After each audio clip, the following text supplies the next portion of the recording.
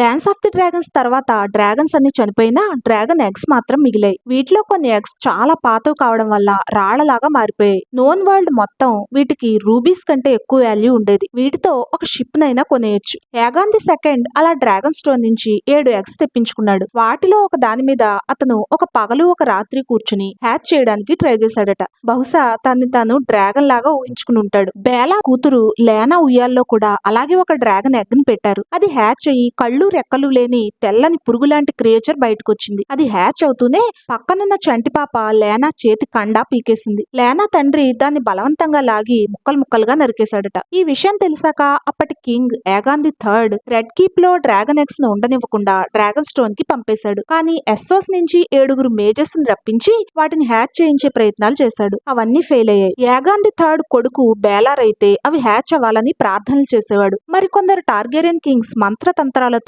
వాటిని హ్యాచ్ చేయించాలని ట్రై చేస్తే ఇంకొందరు మాస్టర్స్ చేత సైంటిఫిక్ స్టడీ చేయించారు. యాగాన్ ది ఫిఫ్త్ టైమ్ లో జరిగిన సమ్మర్ హాల్ ట్రాజడీ కూడా ఈ ఎక్స్పెరిమెంట్స్ కారణంగానే జరిగిందని చెప్తారు. ఇక మ్యాడ్ కింగ్ ఏరిస్ అయితే డ్రాగన్ స్టోన్ హ్యాచరీస్ అన్ని వెతికించి ఆ ఎగ్స్ ని హ్యాచ్ చేయించడానికి లైఫ్ టైం అంతా ట్రై చేస్తూనే ఉన్నాడు. కానీ సక్సెస్ అవ్వలేదు. అందుకే డెనేరిస్ దగ్గర ఉన్న డ్రాగన్ ఎగ్స్ హ్యాచ్ కావడం అక్కడ ఒక అద్భుతం అయింది.